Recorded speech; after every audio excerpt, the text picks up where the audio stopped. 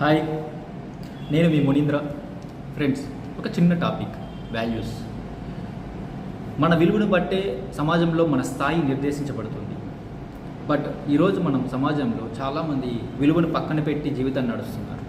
కారణం ఏంటంటే డబ్బుకిస్తున్న ప్రాధాన్యత మనము మనుషులకి ఇవ్వలేకపోతున్నాం.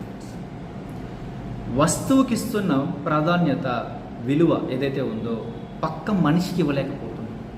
కారణం ఏంటి అంటే మారుతున్న పరిస్థితులు.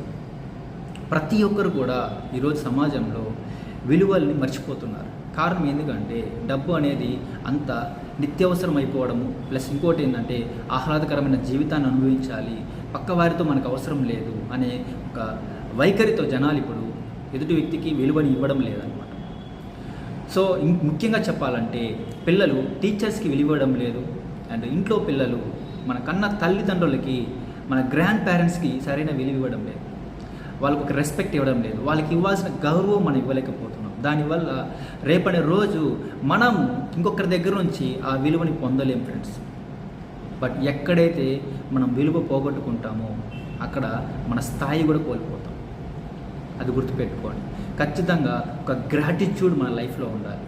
ఎప్పుడైనా సరే మన ఇంట్లో మన పెద్దవాళ్ళకి, మన టీచర్స్కి, మనల్ని నమ్మిన వాళ్ళకి, మనకు సహాయం చేసిన వాళ్ళకి ఎప్పుడైతే మనం గ్రాటిట్యూడ్ చూపిస్తామో ఖచ్చితంగా అది మళ్ళీ మనకి రిటర్న్ వస్తుంది.